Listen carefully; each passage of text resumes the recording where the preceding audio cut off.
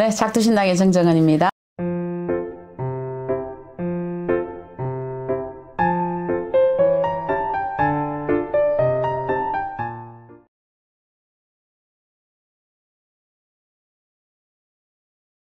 우리가 사주팔자라고 표현을 합니다. 그죠? 자, 4가지의 기둥으로 만들어진 글자. 이게 사주팔자입니다.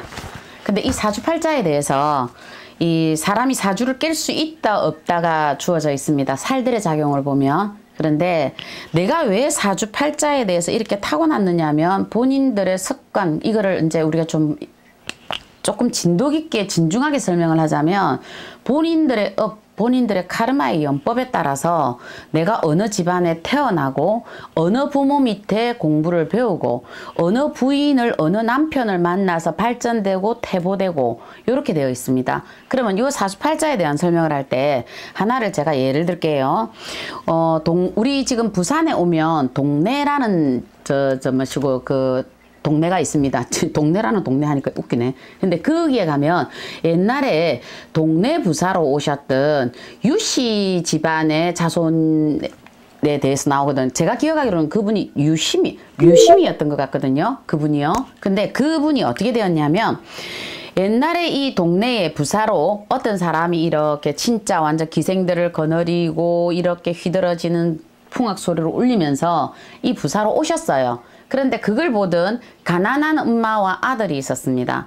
그래서 아들이 엄마에게 물어요. 나도 크면 저분처럼 저렇게 훌륭한 이걸 할 수 있습니까? 라고 했는데 그 어머님이 굉장히 개성이 강하신 어머니 같아요. 딱 잘랐어요. 아들아, 우리는 상놈이라 절대 그런 경우가 없다 하셨어요. 그러다 보니 이 아들이 이상하게 그 후로 시름시름 앓더니 아이가 죽어버립니다. 그 후로 그 엄마는 정말 어찌됐든 자식이 가고 나면 부모는 가슴에 묻게 돼 있잖아요.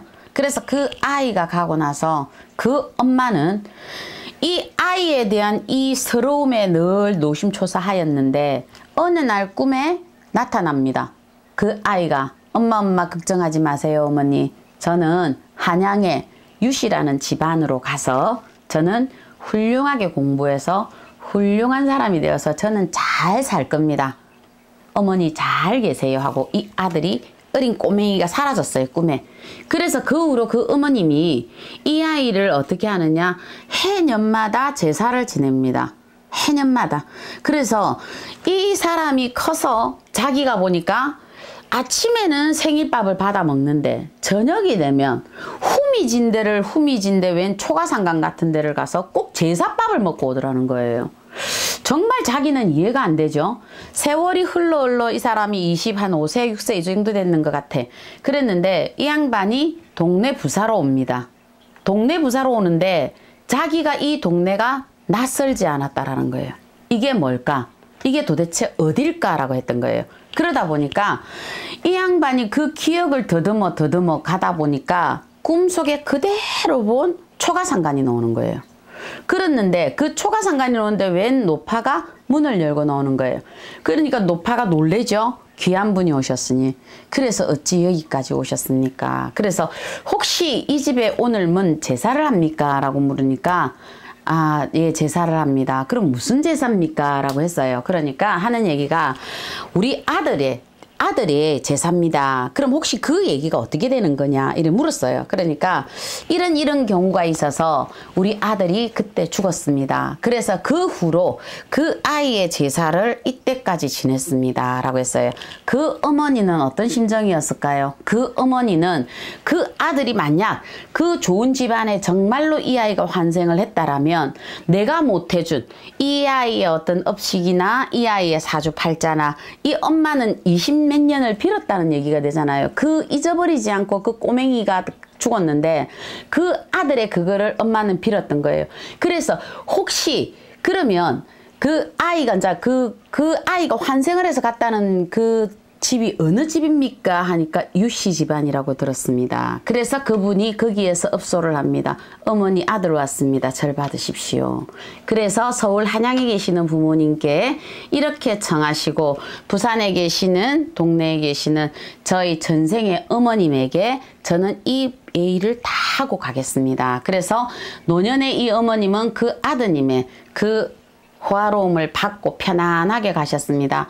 이거는 곧 뭐냐면 인간이 주어진 사주팔자는요 보이지 않는 기운으로 움직인다 그럽니다. 똑같은 사람이 이 사주팔자를 똑같이 가졌다 해서 어떤 사람은 부귀가 되고 어떤 사람은 빈천하게 왔다. 이거는 뭐냐, 부귀한 사람들을 보면 그 사람이 나쁜 습관을 고치는 부단한 노력을 했습니다. 우리가 부잣집에 태어나서 저 사람이 좋은 세월을 산 게 아니라 부잣집에 살아가면서 그 사람의 나쁜 습관들을 그 부모들이 고치려고 노력을 했겠죠. 다리 떨지 마라 하든지 일찍 일어나라 하든지 공부를 다른 사람은 5시간 하면 그래도 대기업에 네가 그래도 손주 정도 되는데 너 10시간 정도는 해야 되지 않느냐. 그러면서 외롭고 힘들고 고통스러운 이거를 이 사람들이 지나갔다라고 저는 알고 있거든요. 그런데 똑같은 사주이면서도 가난하게 살아가는 사람들은 내가 무엇이냐, 나는 이 정도 집안에 태어났으니까 나는 요만큼 노력해도 돼. 나는 요 정도니까 내가 먼 꿈을 꿔. 나는 요 정도만 하면 돼.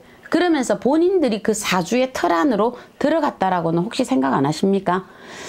제가 25년 만신이에요. 그러면 하루에 제가 손님을 적게 보는 날이 보통 보면 한 5명을 봅니다. 하루에. 그러면 이 곱하기 25 하면 되겠죠. 그죠? 그 많은 손님들의 통계에 따라서 제가 원래 말문이 터진 강신무예요. 저는 자다가 말문이 터진 사람이듯이 자다가는 안 터졌어요. 일단. 그랬는데 저는 말 그대로 말문이 터져서 이 길을 들어왔어요. 그런데도 불구하고 신의 이렇게 7년을 손님을 보면서 저는 그 노트들을 단 하나도 버려둔 적이 없었어요. 왜 손님이 가고 나면 다시 저는 저녁에 기도 끝나고 이걸 다시 연구했었어요. 어떤 연유일까? 아까 그 사람한테 빠진 말은 없었을까? 이걸 했고요. 7년은 산천 공부를 다녔고 7년은 남의 집 묘동 산 공부를 또 돌아다녔거든요.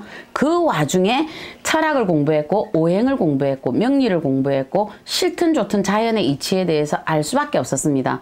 그러다 보니까 사람이 가지는 사주는요 어떻게 보면 껍데기예요. 이거는 껍데기예요.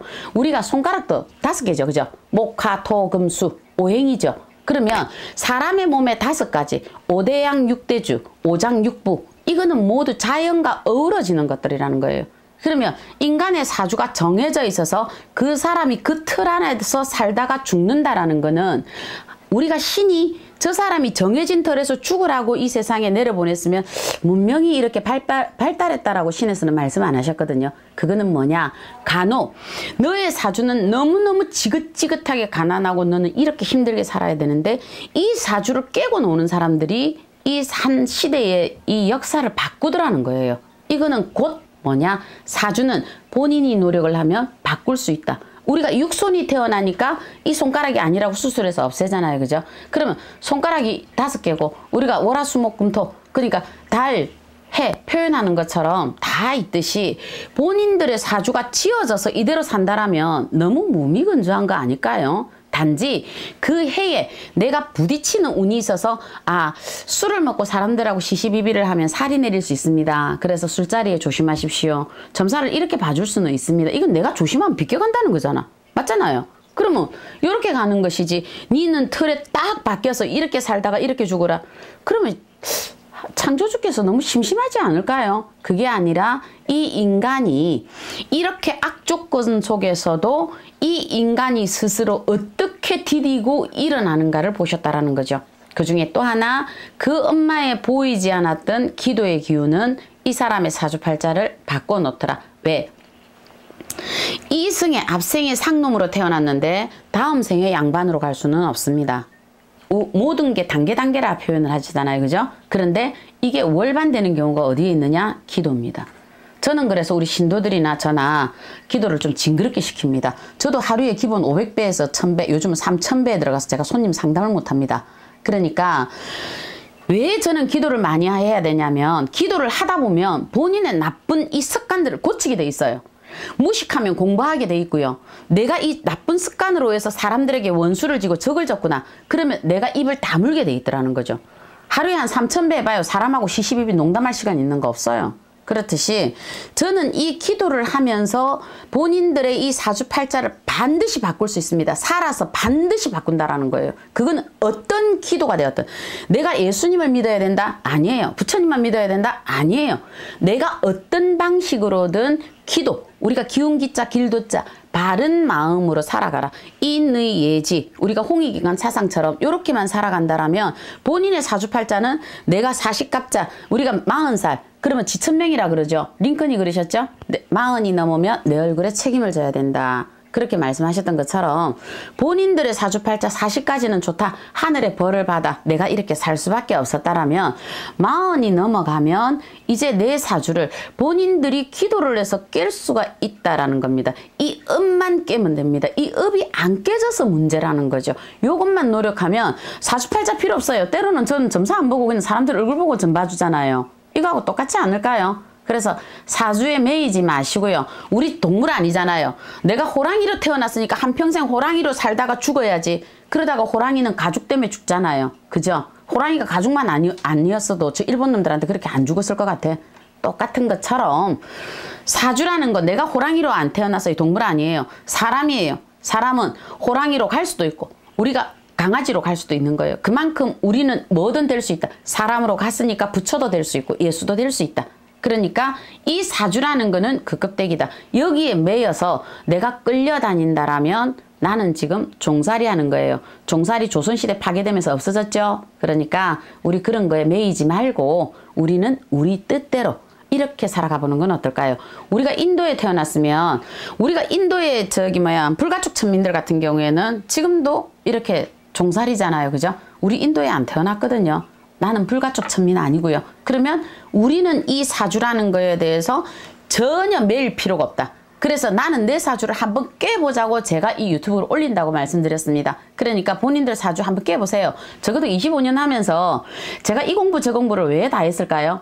확인차, 인간의 학문과 확인차 공부를 다 했던 거예요. 그래서 그걸 공부를 다 하다 보니까 사주라는 거는 인간이 자꾸 듣다 보니까 그 틀에 매여 있더라.